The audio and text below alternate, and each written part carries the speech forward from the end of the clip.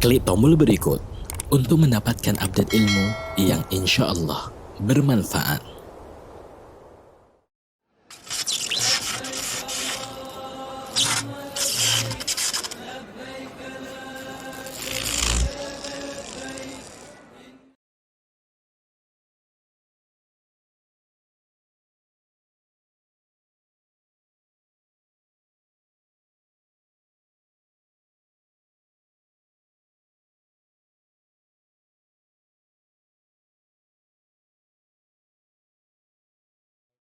Bismillah, kalau bisa dimulai. Baik, kita mulai saja Ustadz ya. Siap ya. Izin Ana buka sebentar Ustadz. Bismillah. Bismillah, Assalamualaikum warahmatullahi wabarakatuh. Wassalatu Waalaikumsalam. wassalamu ala asrafil anbiya'i wal mursalin wala alihi wassafi ajma'in. Para jemaah kajian online Masjid Al-Ikhlas Duku Bima Bekasi yang semoga senantiasa dimuliakan oleh Allah Subhanahu wa taala. Kembali pada malam hari ini kita bertemu dalam rangka menuntut ilmu dan telah hadir bersama kita Ustadz Dr. Syafiq Riza Basalama MA Hafizahullah Ta'ala. Semoga Allah senantiasa menjaga beliau. Kembali pada malam hari ini kita membahas sebagaimana kita bahas di pekan sebelumnya, yaitu bijak dalam berdakwah. Dan sebelum kita mulai kajian, ada beberapa maklumat terkait dengan tata tertib kajian. Yang pertama, dimohon agar para jemaah sekalian menonaktifkan fitur mikrofonnya sampai berakhir kajian. Yang kedua, dimohon agar para jamaah akhwat juga menonaktifkan fitur kameranya atau videonya selama berlangsung kajian. Yang ketiga, mari kita luruskan niat kita semata-mata untuk mengharapkan ridho Allah dan kita ikat ilmu dengan mencatat. Yang keempat, bagi para jamaah yang ingin menyampaikan pertanyaan bisa disampaikan melalui nomor WhatsApp yang nanti akan saya sampaikan di chatroom. Dan yang terakhir, dimohon agar pertanyaan yang disampaikan berkesesuaian dengan tema pembahasan kita pada malam hari ini. Barakallahu fikum, semoga kita senantiasa istiqomah dalam menuntut ilmu. Falyatafadhal masykur Ustaz. Jazakumullah khairan. Assalamualaikum warahmatullahi wabarakatuh. Alhamdulillah. Alladzi bini'matihi tatimmus salihat. Segala puji bagi Allah Jalla Jalaluhu yang karena nikmatnya kebaikan-kebaikan menjadi sempurna. Yang karena rahmatnya kita masih bisa ngaji bersama. Semoga Allah Azza wa Jalla mengampuni dosa-dosa kita dan menerima amalan kita. Allahumma salli wa sallim ala sayyidina wa maulana Muhammadin wa ala alihi wa ashabihi ajma'in. Amma ba'd, ahibati fillah. Kembali kita berjumpa mengkaji tentang bijak dalam berdakwah, di mana pada kesempatan yang terakhir Syekh Hamud Ar-Ruhaili membahas dalam kitabnya tentang bagaimana mendakwain umat Islam secara umum. Dan selanjutnya beliau membahas tentang metode dan cara mendakwain para pelaku kemaksiatan. Ini akan menjadi tema kita hari ini, bagaimana mendakwain, bagaimana mengajak orang-orang yang pelaku maksiat, pendosa. Beliau menyebutkan bahwa yang dimaksud dengan pelaku maksiat adalah orang-orang yang berbuat dosa, melakukan kesalahan-kesalahan, menyelisihi perintah-perintah agama, melanggar yang dilarang oleh agama. Akan tetapi di diri dia tetap ada keimanan. Dia orang yang beriman. Dia mengucapkan syahadatain. Dia tidak mengucapkan atau melakukan perbuatan yang membuat dirinya keluar dari Islam. Maka selama dia tidak melakukan pembatal keislaman, dia masuk dalam koridor muslim, tapi pelaku maksiat. Karena kita tidak dapat menyamakan antara orang yang taat dan pelaku maksiat. Allah Azza wa Jal membedakan mereka. Kita tatkala menghadapi seorang muslim yang taat, maka kita cinta kepada dia karena Allah Azza wa Jal. Tatkala kita menghadapi muslim pelaku maksiat, maka kita benci kepada dia juga karena Allah Azza wa Jal.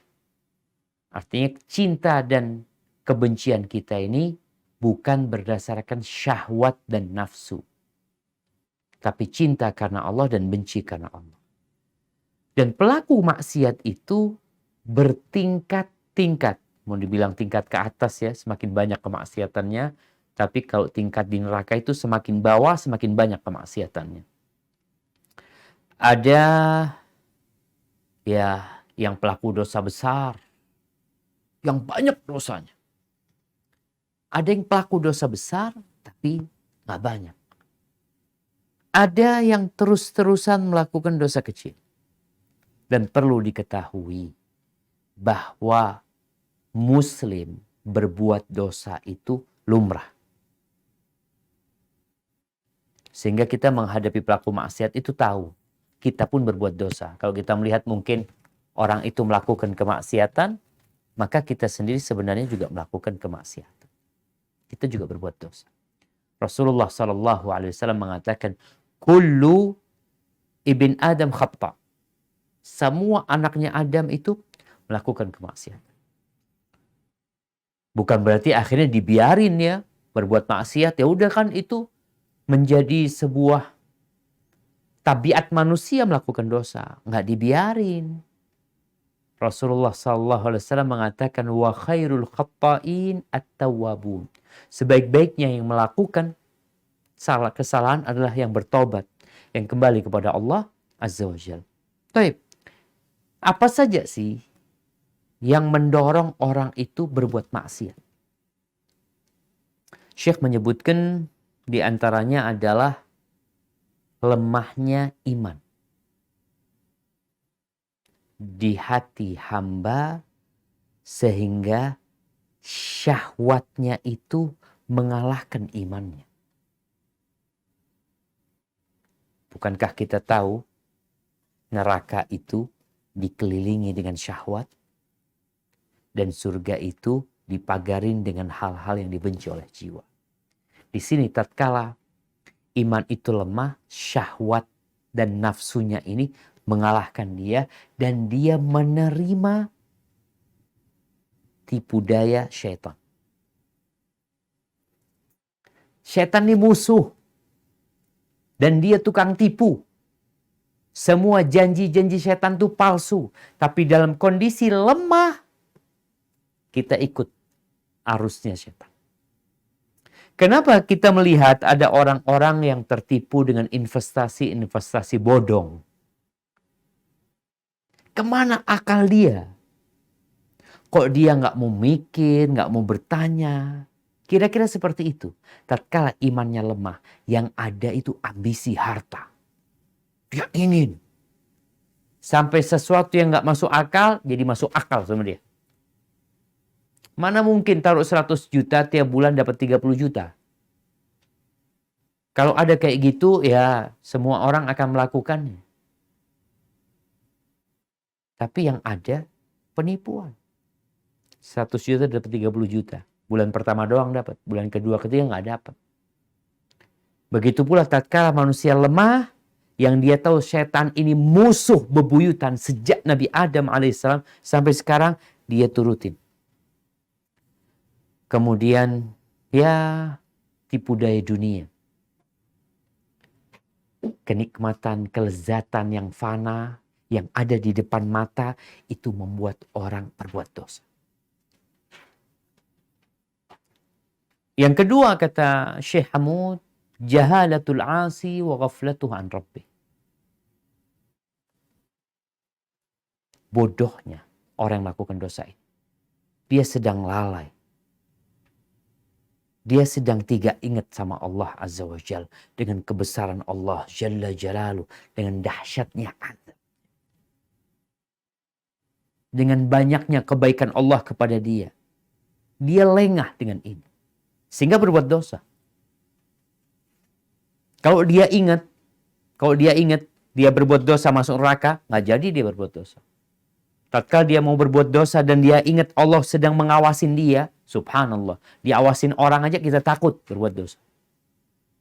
Makanya dosa itu, kata Nabi SAW, mahaka fi nafsika wa karihta ayattali alaihin nas, sesuatu yang mengganjal di hatimu dan engkau tidak ingin orang lain tahu.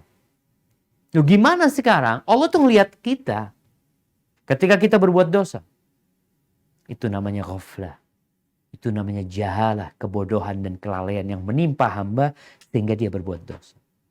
Allah Azza wa Jalla berfirman di surat An-Nisa ayat 17. Nah, أعوذ بالله من الشيطان الرجيم إنما التوبة على الله للذين يعملون السوء بجهالة ثم يتوبون من قريب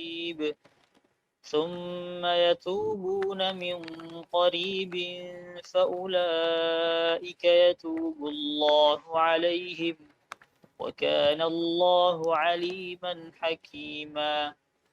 Sesungguhnya bertaubat kepada Allah itu hanya pantas bagi mereka yang melakukan kejahatan karena tidak mengerti. Kemudian segera bertaubat. Taubat mereka itulah yang diterima Allah. Allah Maha Mengetahui lagi Maha Bijaksana. barakallahu fikum. Disebutkan dalam ayat ini, bijahalah. Dengan kebodohan yang terjemahan dengan tidak mengerti. Bukan tidak mengerti hukum ya. Dia tahu sama hukumnya. Tapi dia tadi tidak mengerti dengan azab Allah Azza wa Jal. Lupa dengan pengawasan Sang Pencipta. Sehingga dia mengikuti syahwat. Lalu beliau menyebutkan adapun faktor-faktor kemaksiatan. Di masyarakat-masyarakat yang tidak berhukum dengan hukum Allah. Tidak menjalani atau tidak menjadikan Islam sebagai pedoman hidup mereka. Maka banyak sekali sebab-sebab orang berbuat dosa. Di mana banyak masyarakat yang dosa itu jadi kebiasaan, tradisi, budaya. Dan ini banyak terjadi.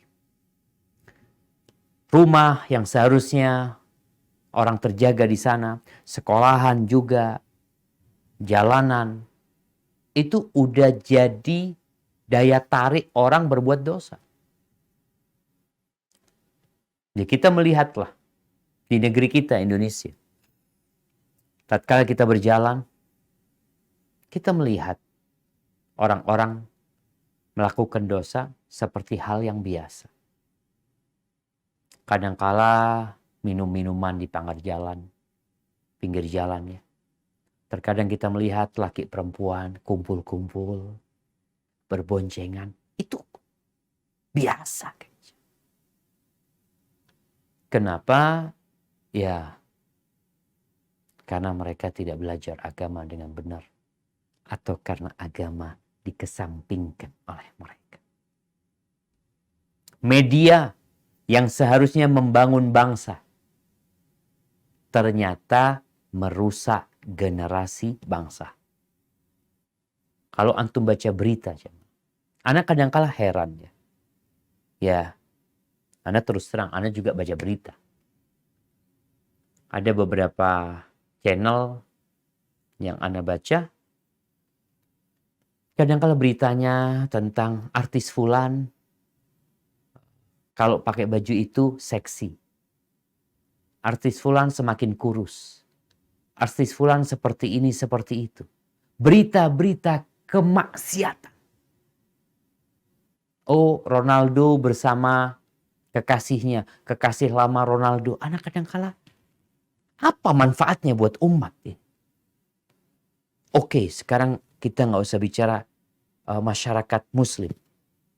Manfaatnya buat masyarakat umum itu apa? Ketika berita-berita porno atau semi porno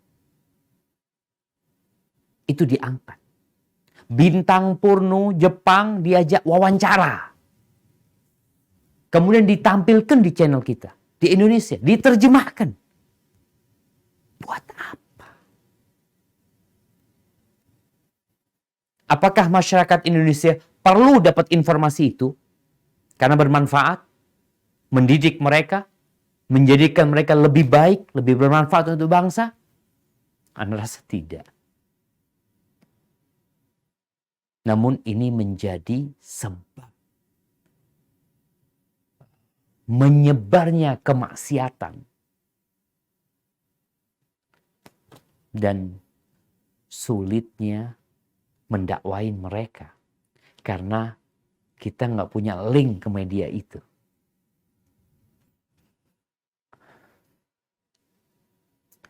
Beliau mengatakan di sini, wa inna haulai a'la sautan wa akthar imkaniyatin minad du'at. Itu orang-orang yang punya media itu memiliki kemampuan yang lebih besar daripada para pendakwah. Yang suara mereka itu lebih didengar daripada suara para pendakwah. La haula wala quwata illa billah. Kalaupun ada kolom dakwah di sana, mungkin hanya 1% saja.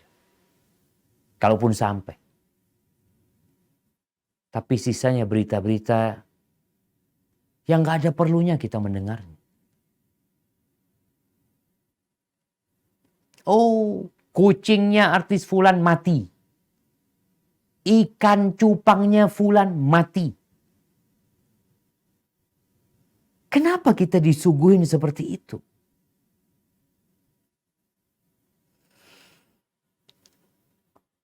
Ya itulah. Gerakan masif dari mereka yang tidak ingin generasi masa depan ini menjadi generasi yang baik. Lalu apa yang harus dilakukan? Maka pendakwah ini harus bijak. Menghadapi para pelaku kemaksiatan itu seperti dokter spesialis. Dia ungkap dulu apa penyebab penyakit ini. Kemudian dia sampaikan kepada yang sakit. Setelah dokternya tahu, oh ini karena ini. Baru dia sampaikan kepada yang sakit. Engkau ini sedang sakit. Penyakitmu itu ini dan itu. Engkau harus minum obat. Maka kalau engkau ingin selamat ya, ini obatnya. Kasih tahu nih. Karena kalau orang itu nggak tahu dia sakit, antum mau teriak-teriak ngasih tahu dia, ya tetap nggak dengerin antum. Makanya dokter itu harus meyakinkan orang ini kalau kondisi dia sakit. Kadang-kadang dokter sendiri nggak yakin. Maka dia perintahkan coba ke lab. Coba ini, coba itu. Dia mendiagnosa ya, apa kira-kira penyakitnya. Setelah ketahuan kasih tahu bapak ini penyakitnya ini. Ini obatnya kalau mau sembuh. Kalau dikatakan penyakitnya bapak ini, bapak berbuat dosa seperti ini karena kawan-kawan bapak. Disebabkan berkawan dengan orang-orang jahat. Kalau bapak ingin sembuh, ya jangan berkawan sama mereka. Cari kawan-kawan yang baik. Kemudian setelah itu nggak dibiarin. Makanya kenapa orang yang sakit itu kata dokter balik lagi ya. Kalau nanti nggak sembuh, balik lagi. Sehingga dokter ini perlu perhatian sama mereka. Pendakwah pun juga ngeliat. Pokoknya kemarin ada orang yang udah didakwain, kok dilihat nggak ada di masjid lagi fulan ini ya. Ditanya lagi, mana fulan?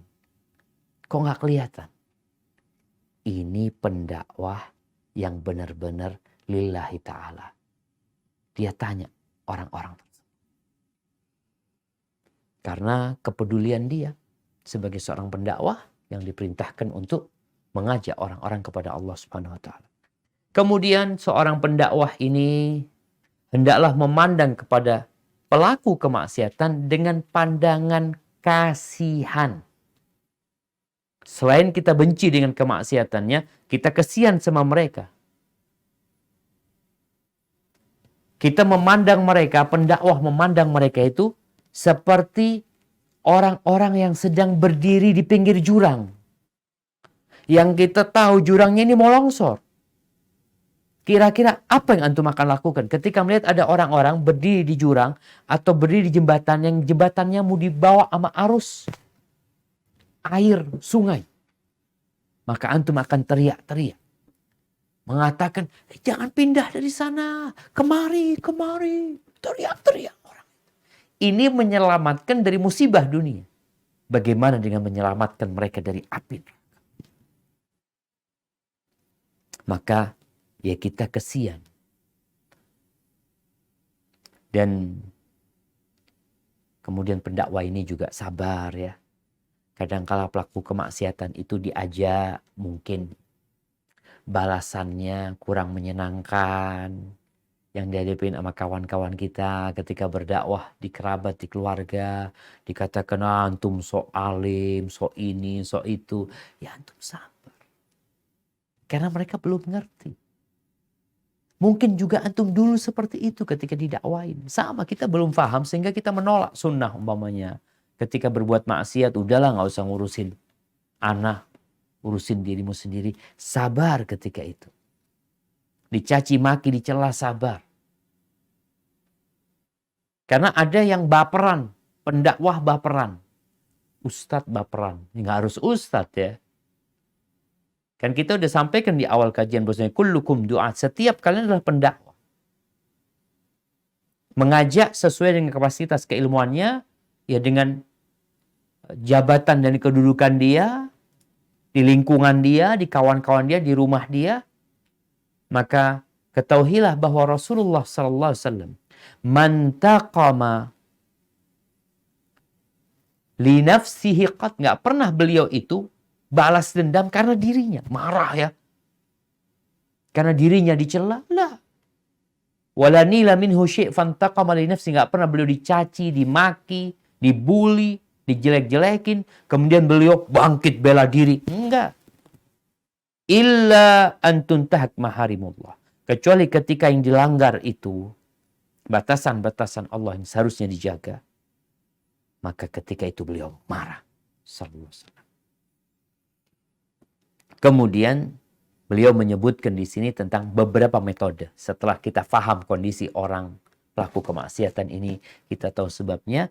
Terus metode apa yang tepat untuk mengajak dia kepada Allah Azza wa Jalla? Yang pertama, uslub al-mau'idhal hasanah. Yaitu uslub memberikan nasihat yang baik. Mau'idhah. Petuah. Sampaikan kepada dia. Yang namanya mau'idhah hasanah ini, ayat yang insyaAllah seringkali kita dengar, ud'u ila sabili rabbika bil hikmati wal mau'idhatil hasanah. Ajalah orang kepada Allah dengan hikmah dan mau'idhah hasanah. Mau'idhah hasanah ini adalah perintah dan larangan yang dibungkus dengan at-targhib wa tarhib. Dibungkus dengan ancaman-ancaman atau iming-iming yang diberikan kepada mereka. Nasihat. Kemudian ucapan yang benar yang melembutkan hati. Kita sentuh hatinya. Bagaimana dia yang sudah nyaman berbuat dosa itu disentuh hatinya. Ini mau'idhah hasan. Perlu nasihat. Yang dibungkus dengan cinta juga. Yang disampaikan dengan cara yang indah. Dipilih kata-kata yang menyentuh hati. Jadi kadang-kala seorang pendakwah itu harus mikir. Kira-kira gimana cara Anda ngomong sama dia ya. Bukan sekedar mengatakan haram yang kau kerjakan ini. Bukan sekedar itu. Dia ini tahu kalau itu haram. Dia muslim. Kalau dia nggak tahu sama hukum ya kita kasih tahu hukum. Tapi ini enggak. Dia udah tahu sama hukum. Umpamanya dia nggak sholat. Ini kewajiban dia tinggalkan. Kemudian dia berkholwat dengan perempuan. Apa yang harus kita lakukan? Pilih kata-kata untuk memberikan nasihat kepada dia. Yang menyentuh hati dia. Allah Azza wa Jalla berfirman. Di surat An-Nisa ayat 66. Nah, أعوذ بالله من الشيطان الرجيم ولو أنا كتبنا عليهم أن اقتلوا أنفسكم أو اخرجوا من دياركم ما فعلوه إلا قليل منهم ولو أنهم فعلوا ما يوعظون به لكان خيرا لهم وأشد تثبيتا. Dan sekalipun telah kami perintahkan kepada mereka, bunuhlah dirimu atau keluarlah kamu dari kampung halamanmu. Ternyata mereka tidak akan melakukannya, kecuali sebagian kecil dari mereka. Dan sekiranya mereka benar-benar melaksanakan perintah yang diberikan, niscaya itu lebih baik bagi mereka dan lebih menguatkan iman mereka. nah, perintah yang diberikan dengan mau'izah. Dengan cara tadi disampaikan harus kayak gini, ini nggak boleh loh. Bisa menyebabkan engkau seperti ini dan seperti itu. Jadi tetap ada mau'izah yang disampaikan kepada mereka. Ini cerita tentang orang-orang Yahudi yang mereka berbuat maksiat. Lalu Allah perintahkan kepada mereka untuk menebus dosa mereka dengan membunuh diri mereka. Atau keluar dari kampung halaman. Tapi ternyata mereka tidak mengamalkan itu kecuali sedikit. Tapi ahibati fillah, berkaitan dengan nasihat yang baik ini, hendaklah kita melihat kondisi orang-orang tersebut. Mungkin orang kota beda sama orang desa. Bahasa yang disampaikan juga sesuai. Ana masih ingat ya, waktu kita di pesantren dulu, kita latihan ceramah. Itu ada kawan-kawan yang kalau ceramah Masya Allah, bagus ceramahnya, tapi kita nggak paham. Kenapa? Karena bukan bahasa kita. Dia menggunakan bahasa-bahasa ilmiah ya, yang pakai sisi belakangnya itu ya, macam-macam. Nah, kau harus ngelihat siapa yang kau dakwain. Oh, ini orang-orang bahasanya bahasa gaul aja lah sama mereka. Mereka nggak paham bahasa Indonesia yang baku mamanya. Ya udah, mamanya orang-orang Jakarta, Betawi, ya udah pakai bahasa Betawi mereka yang dapat diterima oleh mereka. Kalau umpamanya orang Jawa, ini kadangkala dosen, doktor, itu dikirim ke kampung.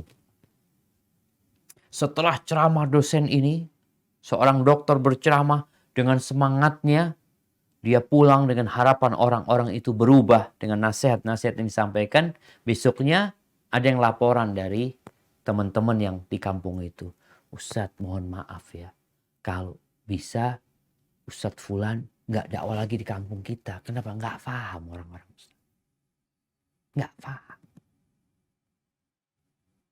Terus gimana? Iya, kalau buat para mahasiswa cocok. Tapi untuk orang kampung, kadang-kadang bahasanya jelimet. Maka kita pun tatkala memberi nasihat, kita harus benar-benar melihat kira-kira anak cocok nggak ngomong sama Fulan nih. Kalau nggak cocok, antum cari dulu, susun dulu kata-katanya yang bisa disampaikan kepada Fulan. Sehingga beliau mengatakan fayakunu ma'a jami'i tabaqat hakiman. Sehingga dia jadi bijak bersama semua lapisan masyarakat. Mau itu orang awam, mau itu tenaga pendidik, mau itu dokter, mau siapa. Cara nyampaikannya itu harus dilihat. Oh, ini cara masuknya dari sini. Oh, ini cara masuknya dari sini.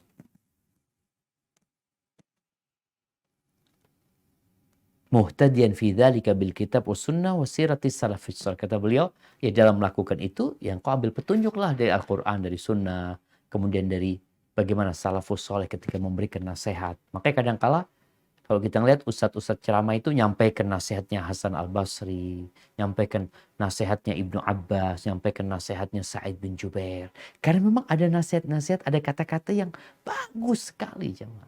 Ya kita sampaikan itu. Dulu ada nasihatnya Fulan. Coba antum baca. Nggak perlu kita ngomong banyak, tapi ngomong sedikit yang masuk dan didengar sama dia. Kemudian yang kedua, beliau mengatakan uslubut targhib wa tarhib, yaitu metode menyampaikan pahala-pahala, fadilah-fadilah kepada mereka, keutamaan-keutamaan, balasan kebaikan, atau ancaman kepada mereka. Jelaskan kepada mereka. Ada ancaman, ada kabar gembira loh. Kalau engkau tetap melakukan kayak gini, ada ancaman yang berat buat engkau. Di dunia dan di akhir. Tapi kalau engkau berhenti melakukan dosa ini, ya Allah, engkau akan jadi orang bahagia. Ini kelezatan dunia sebentar. Ini juga bagaimana seorang da'i menggunakan uslub ini. Allah Azza wa Jalla berfirman di surat Al-Isra ayat 9 dan 10. Nah, silakan dibaca. أعوذ بالله من الشيطان الرجيم إن هذا القرآن يهدي للتي هي أقوم ويبشر المؤمنين الذين يعملون الصالحات أن لهم أجرا كبيرا.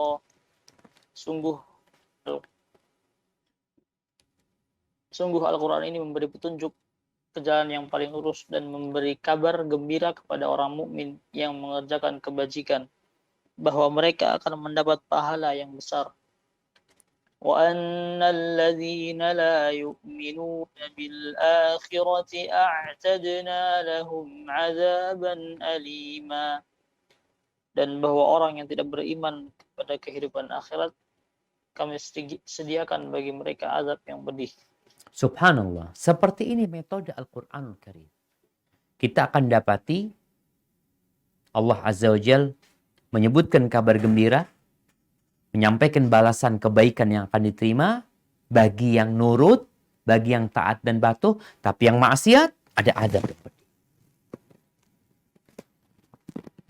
Ini sebuah metode Al-Quranul Karim yang manjur untuk menyentuh hati manusia. Kenapa? Karena di setiap manusia itu ada perasaan suka dan ada perasaan tidak suka. Ada rasa takut dan ada rasa harap. Kita punya kemauan, tapi kita juga takut dengan sesuatu. Maka disentuh hal ini yang ada di hati manusia. Dan seorang pendakwah nyampaikan hal itu. Apa ancamannya? Orang ketemu orang nggak sholat. Nah, sampaikan. Bahkan kau tahu.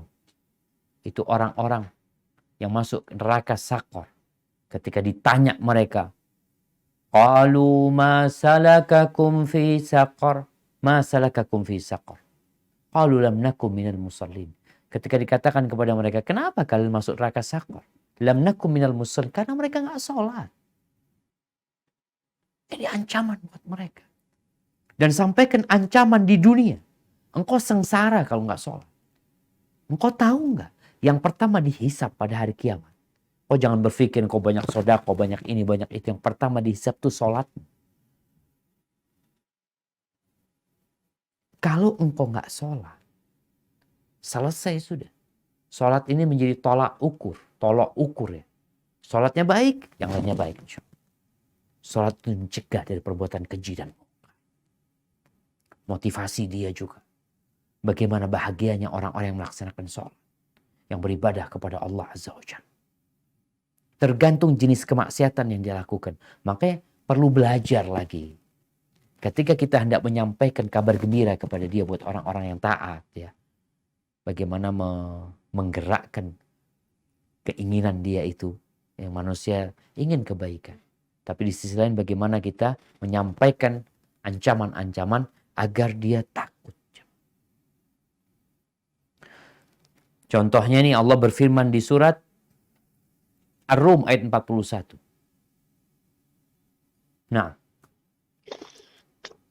ظهر الفساد في البر والبحر بما كسبت أيدي الناس ليذيقهم بعض الذي عملوا لعلهم يرجعون.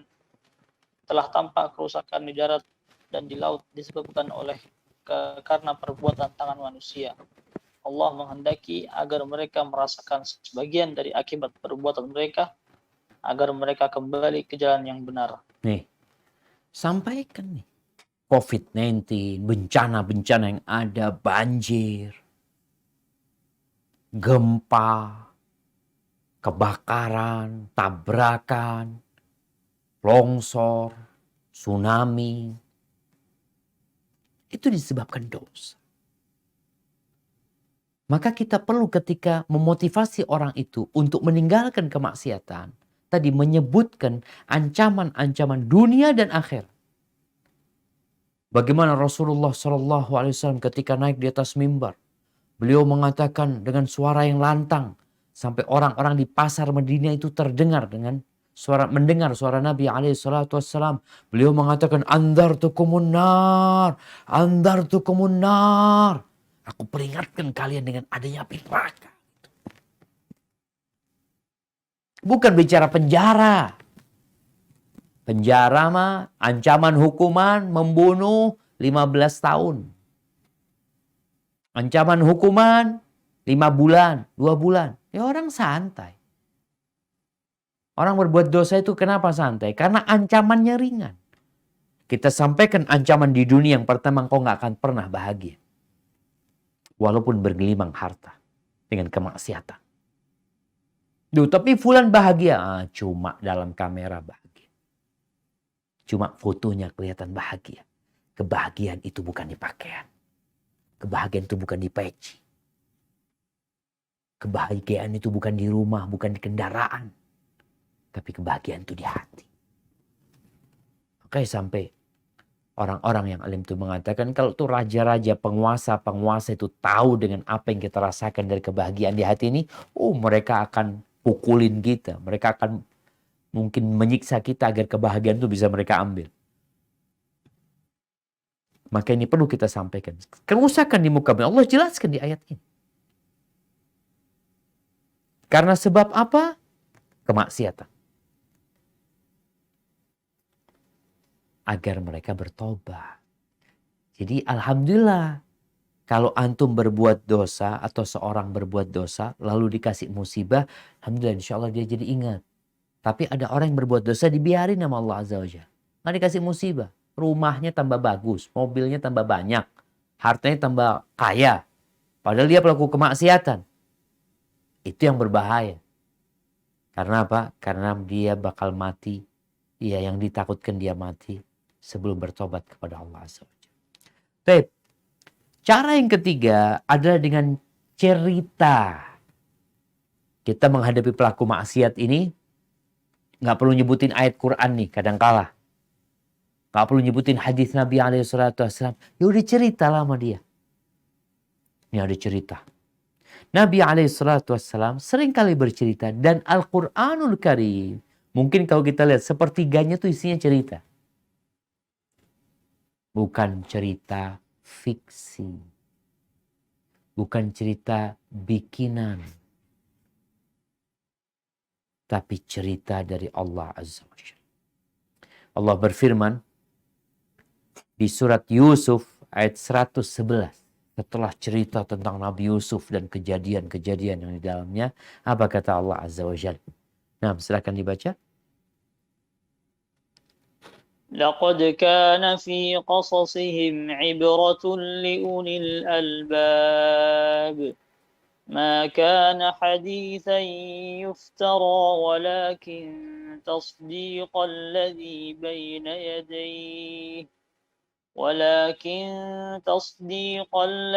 بين يديه وتفصيل كل شيء وهدى ورحمة لقوم يؤمنون. Sungguh pada kisah-kisah mereka itu terdapat pengajaran bagi orang-orang yang mempunyai akal. Al-Quran itu bukanlah cerita yang dibuat-buat, tetapi membenarkan kitab-kitab yang sebelumnya, menjelaskan segala sesuatu, dan sebagai petunjuk dan rahmat bagi orang-orang yang beriman. Masya Allah, itu Quran. Antum ceritakan ceritanya Qarun dalam Al-Quranul Karim. Tatkala kita dapat orang, mamanya ini orang sombong banget sama dirinya.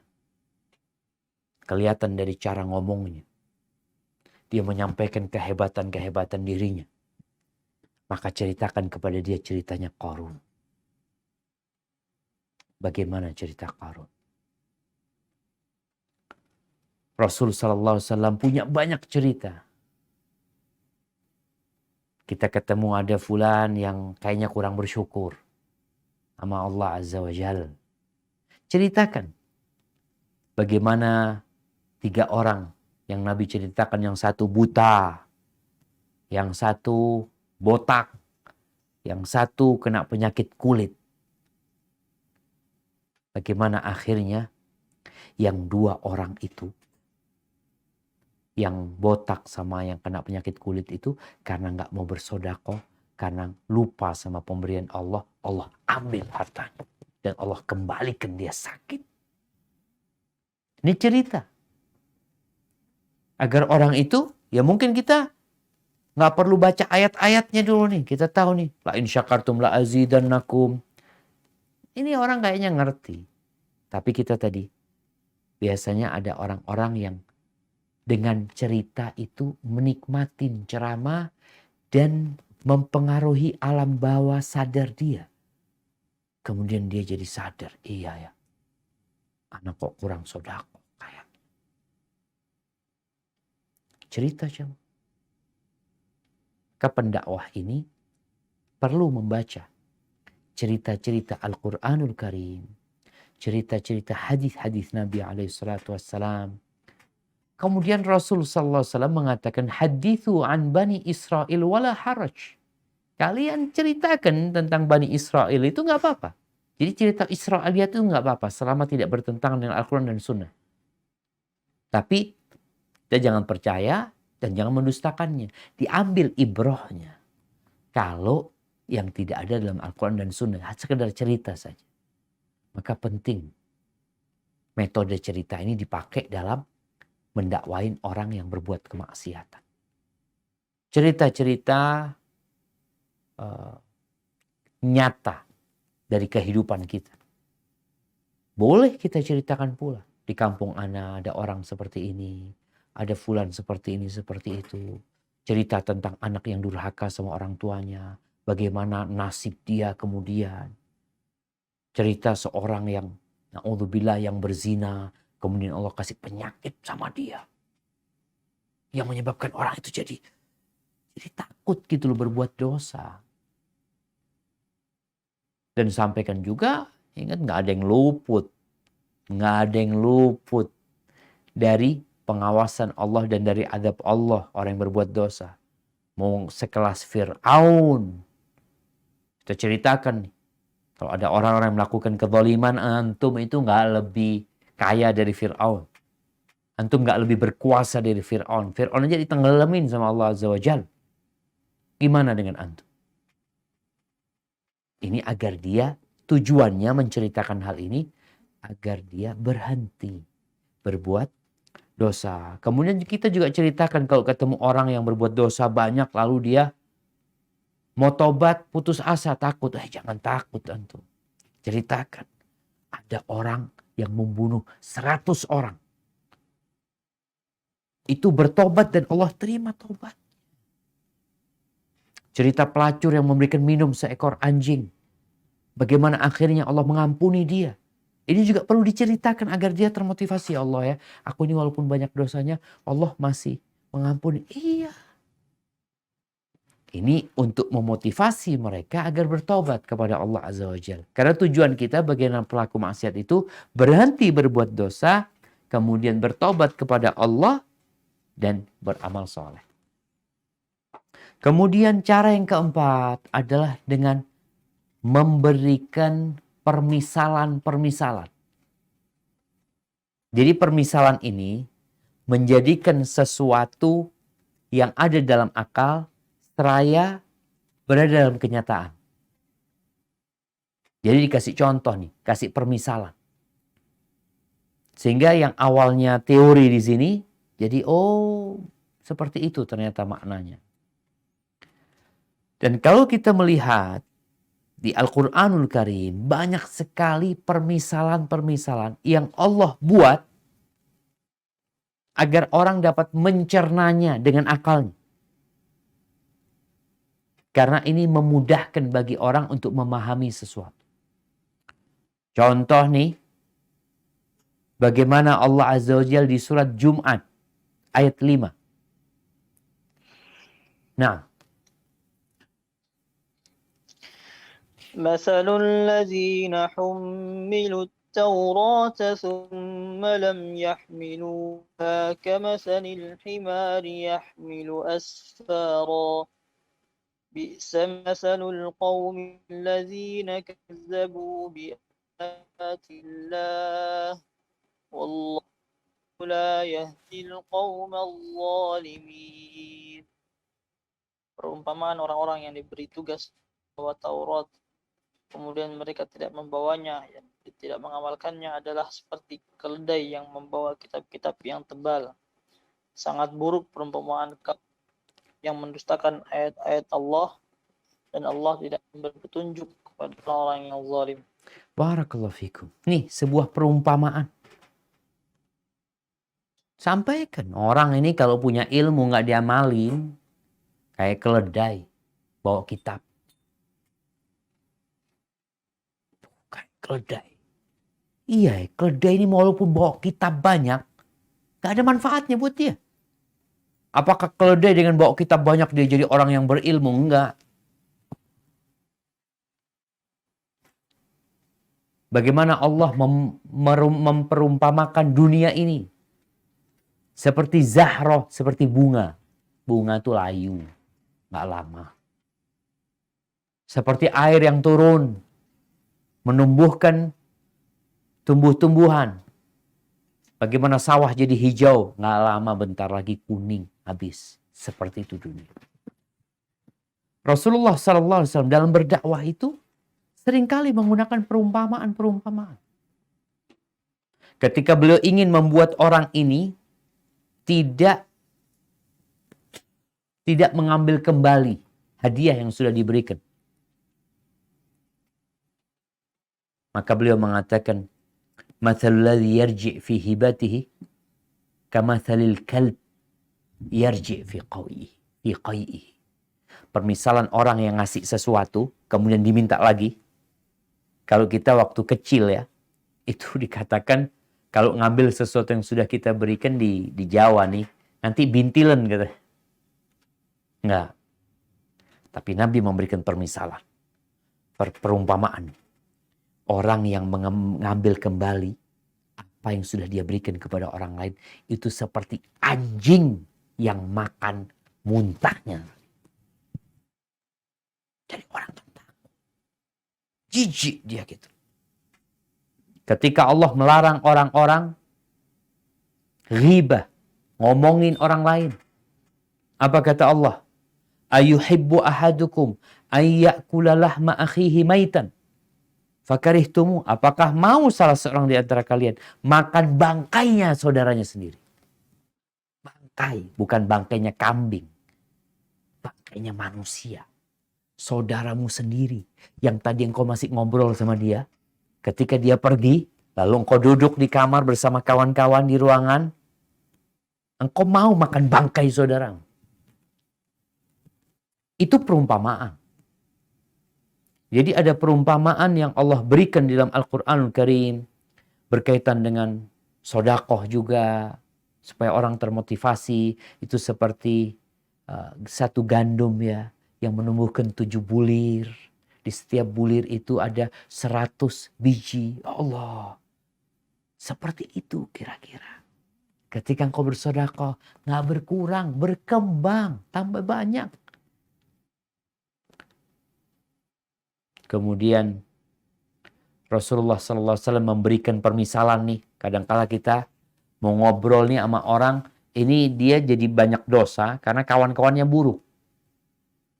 Maka kasih contoh, permisalan kawan yang baik sama kawan yang buruk itu, kata Nabi SAW, kalau kawan yang baik, teman duduk yang baik itu, kahamilil misk, seperti orang yang membawa misik, penjual misik. Yang buruk seperti, ya Kalau sekarang mungkin pandai besi yang dengan alatnya dia menghidupkan api itu agar dia bisa menempa besi yang hendak dia bikin pedang atau apa yang biasanya baunya busuk, bau asap. Kalau enggak terbakar kalau duduk sama dia. Kalau sama orang yang penjual misik, pembawa minyak wangi ini, ya bisa jadi engkau dikasih sama dia atau engkau beli sama dia. Terus kalau nggak dikasih nggak beli, paling tidak engkau dapat aroma yang baik dari dia. Ini permisalan. Contoh-contoh perumpamaan-perumpamaan yang perlu kita berikan kepada para pelaku dosa ini. Bukan sekedar ayat yang kita bacakan. Bukan sekedar hadis. Tapi memberikan perumpamaan kepada dia yang lebih mudah bagi dia untuk mencerna nasihat yang kita berikan kepada dia. Kemudian cara yang kelima, itu cara yang keempat tadi. Yang kelima Syekh menyebutkan di sini bagaimana menggugah hati mereka dengan mengajak mereka melihat umat-umat yang terdahulu. Orang-orang yang diadab sama Allah karena dosa-dosa mereka. Ya kita perlu ajak mereka. Jadi terkadang orang itu berwisata untuk mengambil ibrah, bukan berwisata ya. Melakukan traveling, jalan-jalan untuk mengambil ibrah. Ajak pelaku dosa. Cobalah kita lihat berangkat umpamanya. Orang sekarang kalau berangkat ke Mesir, yang dia lihat apa? Piramid kan. Jadi dia bukan ingat sama Fir'aunnya yang ditenggelamkan. Yang dia ingat kejayaan Fir'aunnya. Ini salah. Yang seharusnya diingat itu bagaimana Allah menghancurkan seorang penguasa yang begitu kuatnya, yang ditakutin oleh dunia pada waktu itu, ditenggelamin. Nggak diapa-apain. Tenggelam di sana. Bersama 600.000 tentaranya. Dan itu jumlah yang besar pada waktu itu. Allah berfirman di surat Al-An'am ayat 11. Nah. قل سيروا في الأرض ثم انظروا كيف كان عاقبة المكذبين. Katakanlah wahai Muhammad, jelajahilah bumi, kemudian perhatikanlah bagaimana kesudahan orang-orang yang mendustakan itu. Nah, kita itu disuruh merenungkan, mengambil pelajaran. Bagaimana negeri-negeri itu ditenggelamkan. Ada negeri-negeri yang hilang. Peradaban-peradaban yang mungkin dulu jaya, yang kita mendengar, kita membaca, sekarang habis. Sebagian orang-orang non-muslim itu berangkat ke namanya Petra yang ada di Syam. Atau mereka berangkat ke Madain Soleh Al-Ula. Bekasnya gunung-gunung yang Allah memerintahkan. Di banyak ayat sebenarnya, nanti mungkin dilihat di surat Rum ayat 9. Bagaimana kita diperintahkan untuk melihat kehancuran orang-orang yang dahulunya lebih kuat daripada kita. Lebih hebat daripada banyak manusia. Tapi hancur mereka gara-gara berbuat maksiat. Gara-gara mendustakan ayat-ayat Allah. Berbuat maksiat. Maka kita perlu menyampaikan kepada engkau, cobalah. Kau punya duit. Coba kalau engkau jalan, kau lihat tuh kesudahan orang-orang yang terdahulu. Kita datang bukan untuk berwisata, bukan untuk foto-foto, tapi ambil ibrah dan pelajaran. Yang terakhir jamaah, para pendakwah ini harus mengajak setelah dia dengan cara tadi. Dengan cara yang pertama nasihat ya. Ada at-targhib wa tarhib. Kemudian sampaikan cerita kepada mereka. Perumpamaan ya, diajak melihat tempat-tempat yang Allah hancurkan agar mereka dapat pelajaran di sana. Tujuan akhirnya mengajak mereka untuk bertobat kepada Allah Azza wa Jal. Bukan membuat mereka putus asa. Enggak.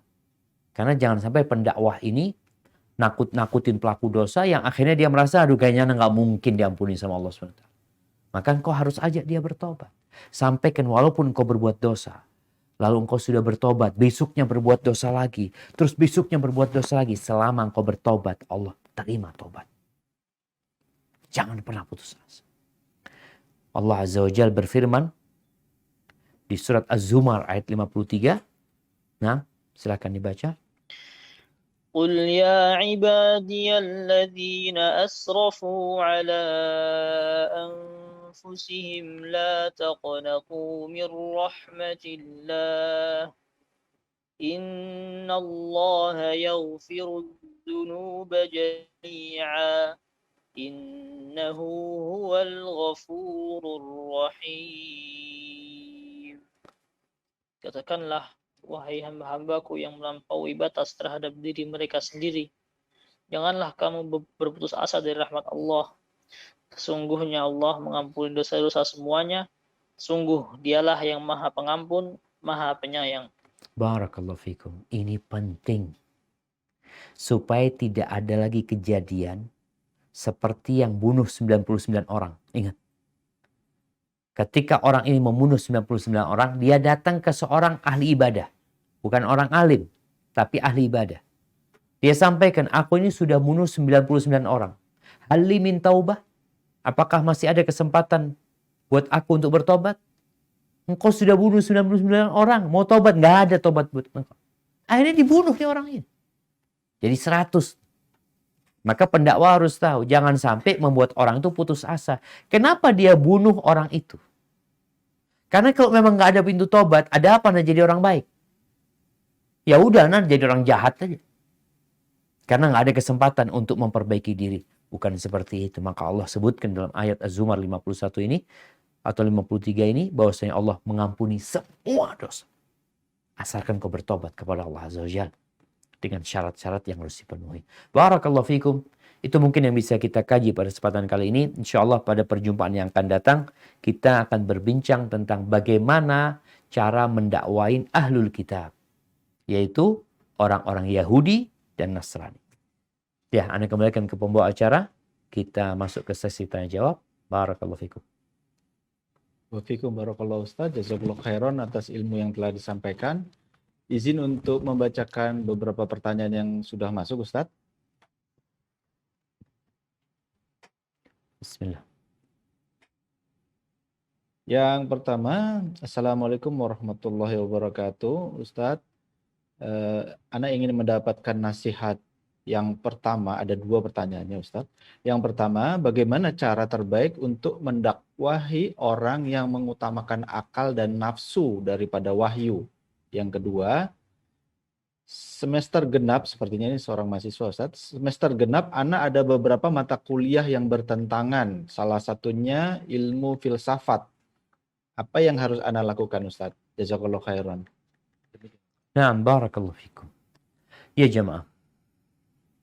Kalau bicara bagaimana mendakwain orang yang mengutamakan akal dan nafsunya. Alhamdulillah. Orang ini punya akal. Dan Allah Azza wa Jalla nyuruh kita pakai akal. Sehingga orang yang gak berakal itu gak bisa didakwain. Orang gila itu gak bisa didakwain. Maka seringkali Allah mengatakan, afala ta'qilu, gak dipakai tuh akalmu. Apakah kalian tidak memikirkan? Nah, tinggal sekarang sampaikan kepada dia, alhamdulillah. Ini orang engkau dikasih akal sama Allah SWT. Engkau percaya nggak Allah nurunkan Al-Quranul Karim? Tanyakan kepada dia. Kalau dia mengatakan percaya, alhamdulillah. Ini sudah modal utama untuk mengajak dia kepada Allah SWT. Masalahnya apa sekarang? Nih, Allah turunkan Al-Quran ini 1400 tahun yang lalu. Kepada Nabi SAW. Dan setelah itu tidak ada kitab lagi yang turun. Setelah itu nggak ada lagi Nabi yang turun. Pertandanya apa? Secara akal bahwasanya sudah sempurna. Aturan yang Allah bikin itu sudah sempurna. Terus kalau bicara akal. Kalau engkau gunakan akalmu untuk menentang Al-Quran dan Sunnah, atau untuk memahami Al-Quran dan Sunnah, sekedar mengikuti nafsumu tadi. Di dunia ini ada 8 miliar manusia. Atau di Indonesia ini ada 270 juta manusia kira-kira. Kira-kira akalnya siapa yang kita jadikan standar? Akalnya siapa? Nafsunya siapa yang kita akan jadikan standar? Antum punya akal, Anda juga punya akal. Orang semua punya akal. Kenapa Allah turunkan Al-Quranul Karim? Karena akal manusia ini nggak cukup gitu loh. Alhamdulillah akal itu mampu untuk memahami. Maka Allah turunkan aturan supaya dipahami sama akal manusia. Bukan akhirnya Al-Quran ini ditolak karena nggak masuk akal. Ya akal siapa? Kenapa dikatakan nggak masuk akal? Ada yang mengatakan, oh orang yang membunuh dibunuh itu nggak masuk akal. Seharusnya tidak dibunuh. Menurut antum nggak dibunuh. Tapi menurut Allah dibunuh. Berarti kan ngurangin jumlah penduduk enggak. Menyelamatkan manusia yang lain tidak dibunuh. Mana yang lebih utama? Nyawa satu orang atau nyawa 1 juta orang? Yang 1 orang dihilangkan, yang 1 juta selamat. Walakum fil qisasi hayatu ya ulil albab. Makanya Allah katakan dalam pelaksanaan qisas itu ada kehidupan wahai orang-orang yang berakal. Maka bagaimana sekarang menyentuh akal dia? Karena ingat hukum-hukum Allah, ayat-ayat Al-Quran, hadis-hadis Nabi SAW yang sahih itu tidak akan bertentangan dengan akal. Kenapa? Karena Allah selalu mengajak manusia menggunakan akalnya memahami ini. Terima nih, coba akalnya. Akal yang sehat akan menerima. Jadi tinggal sekarang bagaimana antum mengajak dia untuk mengetahui akal kita itu ya serba terbatas. Antum lihat aturan-aturan yang dibikin 50 tahun yang lalu, 100 tahun yang lalu. Setelah itu ada revisi, ada perubahan, dikatakan nggak cocok ini itu. Kenapa? Karena memang terbatas. Sampaikan kepada antum, tahu nggak dengan besok yang akan terjadi? Antum tahu nggak? Nih akal kita dengan apa yang ada di 3 rumah belakang tembok studio ini. Berarti kan kita terbatas akalnya. Maka kita sampaikan dia, silahkan gunakan akal itu untuk memahami Al-Quran Al-Karim. Dan ingat, tidak bertentangan dengan akal. Bukan akhirnya, gimana kalau ada dalil bertentangan dengan akal? Nggak bakalan bertentangan. Yang ada, akalnya ini yang perlu diperbaiki. Makanya kenapa banyak rumah sakit jiwa? Karena ada orang yang akal-akalnya nggak sehat. Akhirnya dia menentang Al-Quran Al-Karim, menentang hukum Allah SWT. Itu sakit akalnya. Maka kita harus sabar. Tapi kita sabar bahasa yang indah. Bagaimana mengajak dia untuk berpikir dengan akal dia. Kemudian berkaitan dengan ilmu filsafat. Ya. Ilmu filsafat ini memang kita tahu ya yang diutamakan dalam agama kita adalah wahyu, Al-Quran dan Sunnah. Ilmu filsafat ini ya bikinan manusia. Yang mereka di sana merujuk kepada filsafat-filsafat Yunani, kadangkala ada filsafat Cina, ada filsafat India, macam-macam lah. Dan diterjemahkannya buku-buku filsafat kepada bahasa Arab pada dinasti Abbasiyah pada abad kedua, ketiga kira-kira Hijriah itu yang menyebabkan banyaknya penyimpangan. Karena mencari kebenaran itu bukan dengan filsafat. Bagaimana sekarang sebagai seorang mahasiswa, kalau bisa dia tidak mengambil pelajaran itu, ya jangan diambil. Tapi kalau menjadi sebuah materi wajib, berarti antum harus kuatkan diri antum, harus pelajari bagaimana sebenarnya pandangan ini dalam Islam, supaya antum tidak tersesat. Tapi kalau bisa tidak ngambil, jangan diambil. Alhamdulillah, dengan cara seperti itu insya Allah kita akan selamat.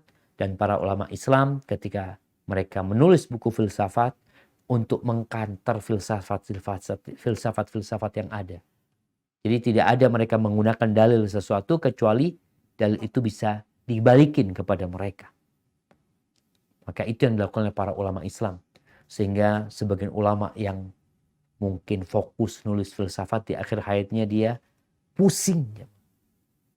Bahkan dia bertobat, dia mengatakan, andai kata aku Islamku ini, agamaku seperti orang-orang awam itu. Seperti orang-orang awam. Yang menerima agama ini, sebagaimana Allah sampaikan, Nabi SAW sabdakan, selesai sudah terima agama ini. Pernah ada seorang alim ulama, Ar-Razi kalau nggak salah, itu sedang lewat banyak muridnya. Ada orang tua, perempuan tua, tanya, siapa fulan ini? Oh, ini alim ulama, engkau nggak tahu. Dia itu alim ulama yang punya 1000 dalil atas keberadaan Allah SWT. Oh, dia punya 1000 dalil. Kalau dia nggak punya 1000 keraguan, nggak akan ada 1000 dalil itu. Kenapa harus sampai 1000 dalil? Karena keraguan di diri. Tapi muslim yang di atas fitrah, dia beriman. Dia tahu ini air hujan turun, siapa yang nurunkan? Pasti ada pencipta di atas sana. Hada wallahu a'lam bishawab.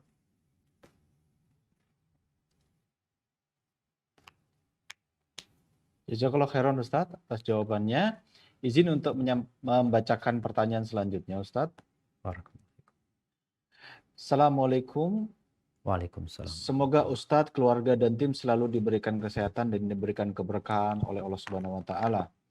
Ustadz, ana seorang akhwat yang baru saja hijrah. Ana masih belum memiliki banyak ilmu. Ana mengikuti komunitas dan ikut kajian bersama komunitas. Namun ana merasa tidak sepaham dengan mereka karena ana merasa kajian tersebut tidak seperti sesuai sunnah.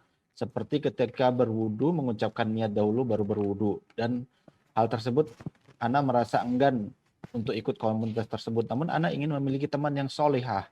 Karena ana merasa teman ana sangat sedikit dan rata-rata teman dekat ana bukan yang mengikuti sunnah. Yang mengikuti sunnah justru laki-laki. Mohon nasihatnya Ustadz. Ana harus bagaimana? Ana harus meninggalkan komunitas tersebut atau bagaimana? Karena ini sangat mengganjal di hati ana. Jazakallah khairan Ustaz. Masya Allah. Barakallahu fikum. Naam jamaah. Seorang muslim itu harus bisa mewarnai. Maka buat ukhti yang bertanya, bagaimana kau belajar lagi? Kalau kau lihat ada komunitas yang baik Ustaz. Dia orang-orang baik. Orang-orang soleh umpamanya. Tapi tadi dikatakan mungkin banyak tata cara ibadah yang belum sesuai dengan sunnah. Maka bagaimana sekarang engkau menyampaikan yang sunnah ini kepada mereka? Sehingga keberadaanmu di sana dapat memperbaiki mereka. Karena biasanya, ya kita udah bahas pada waktu pertemuan yang lalu ya, bagaimana mendakwain umat Islam. Umat Islam itu secara umum, fitrah mereka cinta kepada kebaikan. Tatkala mereka melakukan perbuatan-perbuatan yang tidak sesuai dengan sunnah itu disebabkan karena ketidaktahuan mereka kadang-kadang. Bagaimana engkau di sana menunjukkan, ini loh, ternyata sunnahnya Nabi itu kayak gini ya. Artinya sekarang engkau tetap berada di sana untuk menyampaikan sunnah kepada orang-orang yang sudah cinta kepada kebaikan. Maka coba diikutin kajian yang sebelumnya untuk dilihat bagaimana cara mendakwain orang-orang yang sebenarnya baik, tapi ada beberapa yang perlu diperbaikin lagi supaya sesuai dengan sunnah. Lalu yang kedua, kalau dikatakan tadi engkau tidak punya kawan yang ngaji sunnah ya, berarti engkau harus mendakwain orang-orang kepada sunnah supaya kawanmu ngaji sunnah. Kadang-kadang kan anak-anak kuliah ini ya berbagai macam anak-anak yang kuliah. Yang kadang-kala nggak sholat, nggak ibadah, jangan bicara sunnah ya, ibadah aja nggak tuh orang-orang. Maka tugasmu ketika engkau berada di sana, bagaimana engkau menjadi pelita yang menerangi tempat yang sedang gelap gulita di sana, sambil terus mendoakan kawan-kawan agar Allah memberikan hidayah kepada mereka. Ada wallahu a'lam bishawab. Yang terakhir, kalau ternyata antum nggak bisa mendakwain mereka, bahkan mereka mempengaruhi anti untuk melakukan hal-hal yang mungkin tidak sesuai dengan sunnah, maka anti harus berpisah sama mereka dan mencari kawan-kawan yang lebih baik. Hada wallahu a'lam bishawab. Barakallahu fikum, jazakallahu khairan Ustadz atas jawabannya. Izin untuk membacakan pertanyaan selanjutnya Ustadz. Ada beberapa pertanyaan yang mirip terkait dengan bagaimana mendakwahi suami, ayah, dan mertua. Salah satunya pertanyaannya sebagai berikut. Assalamualaikum warahmatullahi wabarakatuh. Waalaikumsalam. Ustadz, suami Ana, Masya Allah, seorang yang sangat baik agama dan perilakunya. Beliau rajin membaca Al-Quran, sholat fardu ke masjid, dekat dengan anak-anak, tetapi memiliki satu kekurangan, yaitu belum bisa meninggalkan rokok. Ana sudah menegur dan menasihati dari yang lembut sampai yang agak kasar. Beliau tahu itu dosa, tetapi belum bisa berhenti. Ana sedih Ustadz, tapi Ana selalu mendoakan agar Allah melembutkan hatinya. Pertanyaannya, selain dengan doa dan terus menasihatinya, apalagi yang harus Ana lakukan Ustadz? Sejujurnya asap rokoknya sudah menzolimi Ana. Jazakallah khairan Ustadz. Masya Allah. Barakallahu fikum. Nah, jamaah rahimakumullah. Secara umum bagaimana mendakwain orang tua, kerabat yang mungkin mereka terjebak dalam beberapa kesalahan, beberapa dosa. Tadi kita udah bahas. Yang berkaitan yang pertama, mau'idhah hasanah, ya. Kemudian ada ya sampaikan tentang ancaman-ancaman Allah, kabar gembira dari Allah, cerita. Mama bisa dengan cerita, bicara mama rokok ya. Mungkin suami udah tahu, nggak boleh sebenarnya. Tapi gimana ya? Bagaimana kita bercerita kepada dia sekarang tentang fulan yang akhirnya gara-gara rokok tersebut mendolimin anak-anaknya. Kemudian mungkin kasih permisalan kepada suami. Ajak melihat orang-orang yang terdampak dengan rokok. Datang ya bang, yuk kita jalan-jalan yuk umpamanya ke rumah sakit paru ya. Karena di Jember ini waktu itu Ana masih rutin ngisi di rumah sakit umum di Jember. Itu cerita bahwasanya sekarang sedang dibikin seksi khusus untuk menangani orang-orang yang terdampak rokok ini. Gara-gara rokok dia. Dan biayanya besar sekali untuk ngobatin mereka. Ini juga perlu diajak suaminya. Yuk kita lihat ya Allah bang, kesian mereka ya bang. Kayak gitu. Sambil dipegang tangan suami, mudah-mudahan abang berhenti ngerokok. Yang terakhir, tugas kita itu hanya menyampaikan. Dan nanti kalau sudah tadi tahapan-tahapan itu, cara-cara itu sudah dipakai, ya alhamdulillah. Nanti berdoa dan nanti buat doa buat suami. Bikinkan doa. Dengan bahasa Indonesia. Bikinkan doa apa? Karena Anda masih ingat ya, ada kawan waktu itu di Pekanbaru ya. Dia berusaha untuk berhenti dari rokok. Sulit kata dia. Sulit. Sampai akhirnya entah gimana dia itu berdoa minta sama Allah. Ya Allah bantulah hamba untuk meninggalkan rokok ini. Setelah dia berdoa beberapa hari, Allah bikin dia muntah darah. Setelah itu Anda berhenti merokok. Karena perokok ini ada apa? Kalau bahasanya ada apesnya. Apa apes itu? Ada, bukan sial ya, ada di mana dia sudah nggak bisa ngerokok. Dia ngerokok udah nggak enak. Kalau dia ngerokok masuk rumah sakit. Makanya tatkala itu mau tidak mau dia berhenti ngerokok. Ingat, mau tidak mau. Dokter sampai mengatakan engkau ngerokok lagi selesai sudah. Kau harus pakai oksigen atau apa macam-macam. Maka mintalah, bikinkan doa buat suami supaya Allah Azza wa Jalla membuat dia berhenti ngerokok. Kadangkala perokok ini ngomong doang mau berhenti ngerokok. Sudah niat ini itu, kalau benar engkau niat, engkau akan meminta kepada Allah, berdoa agar Allah membantumu berhenti ngerokok. Kemudian juga di antara cara lain mungkin ya menghindari kawan-kawan yang merokok ya. Semoga dengan cara seperti itu suaminya bisa berhenti ngerokok. Hadza wallahu a'lam bissawab.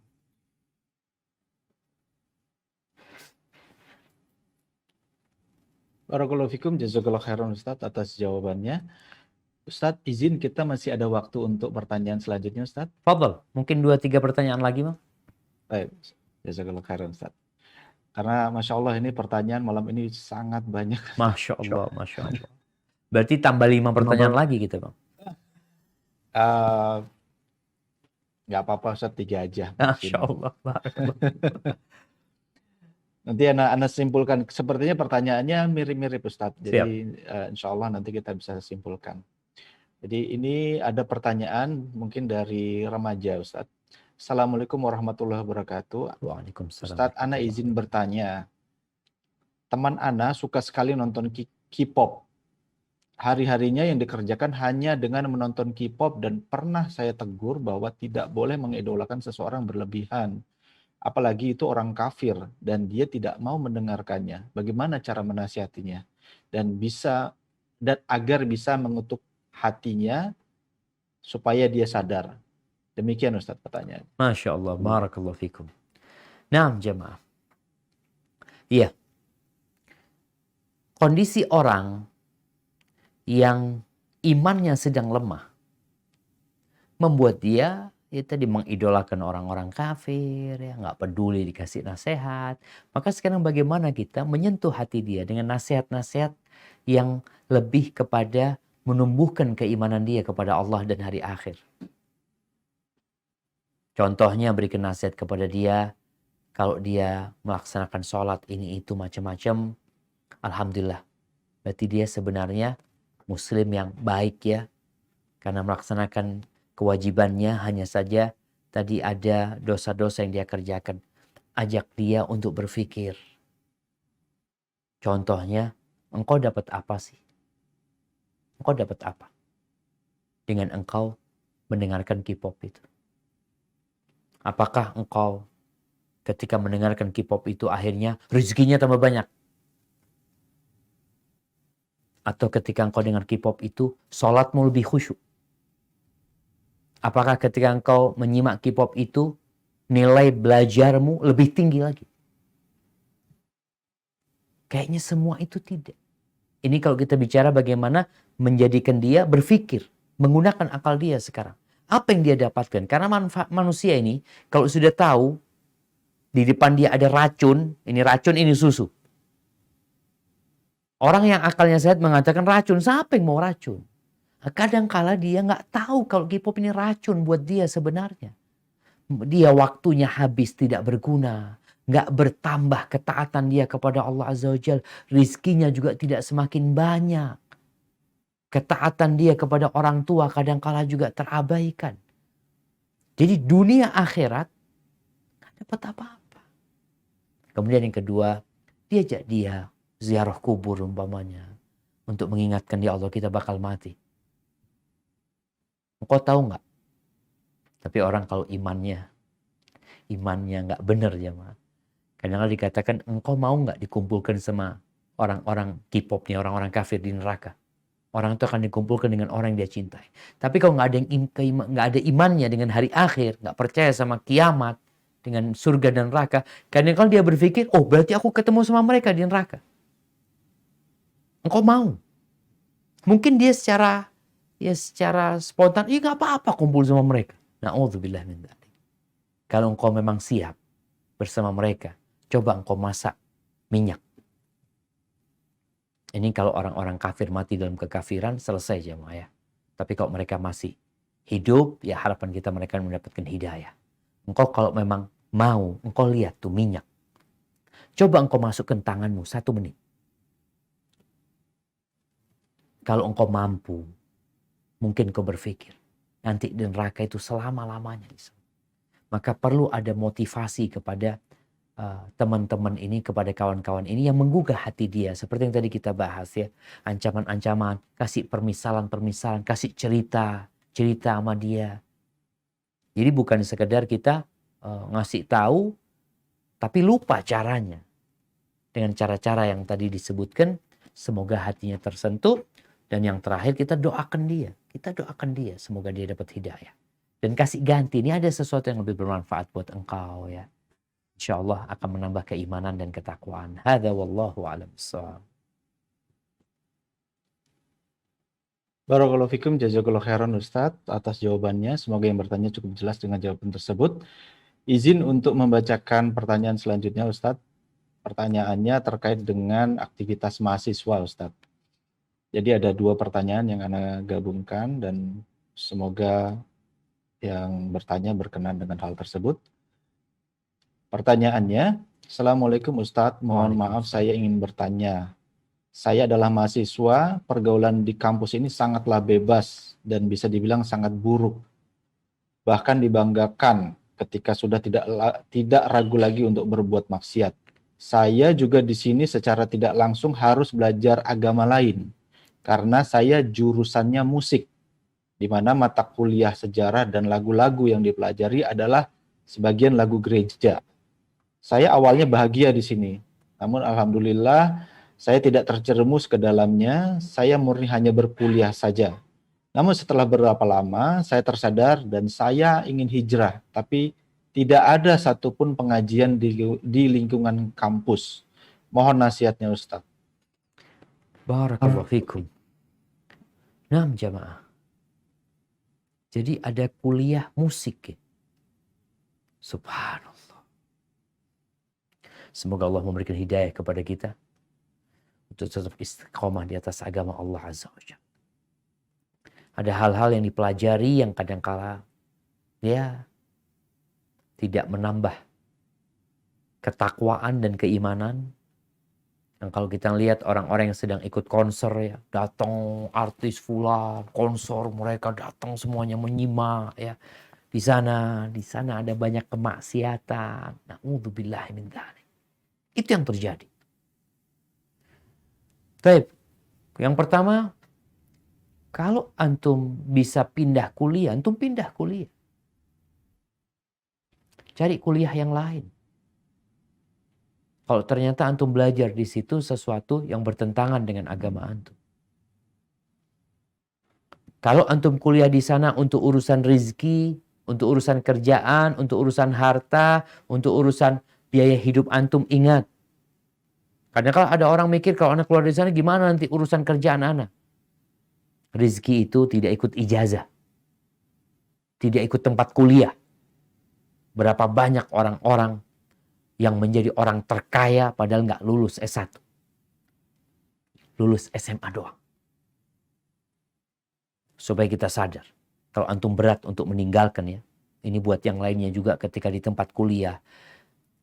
Ternyata di situ ya berbahaya buat keimanan dia, buat ketakwaan dia. Ya tadi dia seharusnya pindah kuliah, cari kuliah yang lainnya yang mungkin lebih bermanfaat buat dia dan dia terjaga di sana.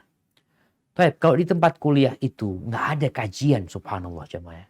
Padahal Anda lihat banyak anak-anak muda ini sudah mulai ngaji, mulai hijrah. Maka insya Allah coba antum membuat kajian. Antum buat. Antum lihat kalau di sana ada masjidnya. Bagaimana antum berkomunikasi sama pihak sekolahan ya. Karena mau tidak mau kita tahu. Negeri kita. Itu yang menjadi slogannya adalah iptek dan imtak. Ilmu, pengetahuan dan teknologi. Serta iman dan takwa. Nah, bagaimana sekarang orang-orang yang kuliah ini mendapatkan iman dan takwa. Kalau ternyata di kampus nggak dapat itu. Mereka hanya belajar agama mungkin 1 semester. Setelah itu nggak ada. Nah, bagaimana memanfaatkan fasilitas yang ada di kampus? Sekali lagi untuk meningkatkan iman dan takwa. Orang pinter, kalau nggak beriman keblinger dia. Antum kalau lihat koruptor-koruptor, orang-orang yang masuk penjara. Itu tidak sedikit di antara mereka yang pinter. Tapi tidak dibarengin iman dan takwa. Maka mungkin itu yang menjadi motivasi antum untuk ngobrol sama pihak kampus, ya pihak remaja masjid atau apa. Untuk menghidupkan kajian-kajian di masjid. Tapi kalau antum ternyata nggak mampu untuk itu dan membahayakan keimanan antum, ya antum cari fakultas lain yang lebih bermanfaat buat dunia dan akhirat antum. Hadza wallahu a'lam bishawab. Barakallahu fikum, jazakallahu khairan Ustadz atas jawabannya. Izin untuk membacakan pertanyaan terakhir kita malam ini Ustadz. Barakallahu fikum. Ini terkait dengan keluarga yang berbeda agama. Jadi ini ada yang mirip tetapi Anda gabungkan. Semoga Allah selalu menjaga Ustadz, tim SRB dan penyelenggara serta kaum muslimin seluruhnya. Izin bertanya Ustadz, saya seorang adik yang mempunyai kakak perempuan yang murtad dan saya sudah mendakwahi dengan mengirimkan surat, membelikan tas, tapi saya belum bisa berbicara secara langsung. Karena hati ini sangat sedih dan masih emosi. Mohon sarannya Ustadz, apa yang harus saya lakukan? Demikian Ustadz pertanyaannya. Masya Allah. Allahumma thabbitna bil qawli thabit fil hayati dunya wa fil akhir. Ya Allah, tetapkan kami di atas agama ini sampai mati kita. Dan di atas la ilaha illallah tatkala kita di alam kubur. Tatkala kita ditanya oleh malaikat-malaikat di sana. Jamaah rahimakumullah, pertanyaan ini membuat anak sedih ya. Fenomena murtad ini sudah banyak. Dan mulai media-media ini mengangkat cerita-cerita fulan murtad atau artis murtad ini itu untuk menjadikan sesuatu yang tabu dalam pandangan umat Islam itu menjadi hal yang biasa. Usaha itu ada. Ini seperti fenomena gunung es yang di dalamnya banyak orang-orang yang murtad sebenarnya. Kalaupun murtad tidak pindah agama, tapi sudah tidak beragama. Nggak beragama, dia semua agama sama buat dia. Dia mau pindah kemana-mana, buat dia nggak ada agama sudah. Ada yang seperti itu. Maka apa yang harus dilakukan adik? Iya, perasaan tadi, emosi, itu harus ada di diri seorang muslim. Dia benci dengan perbuatan dosa ini. Bagaimana ketika seorang keluar dari agama Allah SWT. Tapi apa yang bisa kita lakukan? Hidayah itu milik Allah Azza wa Jalla. Maka yang dikasih hidayah tolong dijaga. Dengan senantiasa berdoa dan beramal. Karena ada orang-orang yang menunda beramal, ditunda-tunda beramal sampai datang fitnah. Ketika datang fitnah, dia siap untuk murtad. Hanya untuk mendapatkan pasangan hidup atau harta. Maka tugas adik alhamdulillah kalau dia sudah mendakwain kakaknya, dia doakan kakaknya ya. Kemudian mungkin tadi dia kirim surat, alhamdulillah. Lalu kalau ada kesempatan nanti untuk berjumpa sama kakak. Atau cari kawan-kawannya yang mungkin bisa memberikan nasihat. Ya. Karena kadang-kala orang yang seperti ini, itu mendapatkan dukungan kadang-kala. Yang menyebabkan dia merasa nyaman. Padahal seharusnya orang seperti ini mendapatkan nasihat. Orang yang berbuat dosa itu bukan didukung. Tapi dinasehatin. Apakah kalau kita melihat pembunuh, kita akan dukung pembunuhan dia? Kenapa kalau kita melihat pezina, didukung perzinaan dia? Ini sama-sama dosa. Maka tugas seorang adik, mungkin ya kakaknya diundang atau apa, atau cari ustadz ketika kakak itu datang ke rumah diundang ya. Anti sudah mempersiapkan diri untuk bisa menyampaikan sesuatu kepada kakak ya. Kalau memang dia pindah agama, na'udzubillah murtad karena suami. Ada yang seperti itu. Sepertinya ini mungkin yang banyak di masyarakat dan kita perlu berhati-hati. Dan insya Allah yang anti lakukan itu sudah merupakan jalan menuju ke dakwah. Untuk mendakwain kakak. Tapi mungkin yang lainnya yang perlu dilakukan adalah mengingatkan kakak. Dengan ayat-ayat Allah umpamanya yang dulu kakak mungkin hafal. Mungkin kakak mengetahuinya. Ingatkan kakak dengan hakikat kehidupan dunia ini. Hadza wallahu a'lam bishawab. Dan sebagai setiap muslim jamaah, ingat sama doa Nabi SAW ya. Beliau itu seringkali membaca ya muqallibal qulub tsabbit qalbi ala dinik. Wahai yang membolak-balikkan hati, tetapkan hatiku di atas agama. Sahabat itu tanya, ya Rasulullah, atakhafu alaina? Apakah engkau takut sama kita ya Rasul? Iya. Beliau takut. Jangan merasa aman. Sahabat Nabi aja Nabi takut mereka murtad. Takut berpaling hatinya. Dan setelah Nabi meninggal dunia, tidak sedikit orang-orang yang masuk Islam itu murtad. Maka kita perlu baca doa itu karena hati kita di tangan Allah Azza wa Jalla. Semoga Allah menetapkan kita di atas agamanya. Hadza wallahu a'lam bishawab. Itu yang bisa ana sampaikan pada kesempatan kali ini. Semoga Allah memudahkan perjumpaan selanjutnya untuk membahas tentang bagaimana mendakwain ahlul kitab ya. Kalau tadi mungkin kakaknya menjadi masuk dalam Nasrani atau Yahudi. Insya Allah kita akan bahas pada perjumpaan yang akan datang bagaimana mendakwain dia. Anda kembalikan ke pembawa acara. Jazakumullahu khairan. Wa jazakumullah khairan Ustadz atas ilmu yang telah disampaikan dan jawaban atas pertanyaan-pertanyaan yang telah masuk. Dan kami turut mendoakan agar Ustadz senantiasa diberikan nikmat kesehatan dan dimudahkan segala urusannya. Dan kepada para jamaah sekalian, dengan demikian berakhir pertemuan kita pada malam hari ini. Sampai bertemu di pekan yang akan datang. Dan semoga kita senantiasa istiqomah dalam menuntut ilmu. Kita tutup pertemuan kita dengan membaca doa kafaratul majlis. Subhanakallahumma wa bihamdik asyhadu an la ilaha illa anta astaghfiruka wa atubu ilaik. Assalamualaikum warahmatullahi wabarakatuh.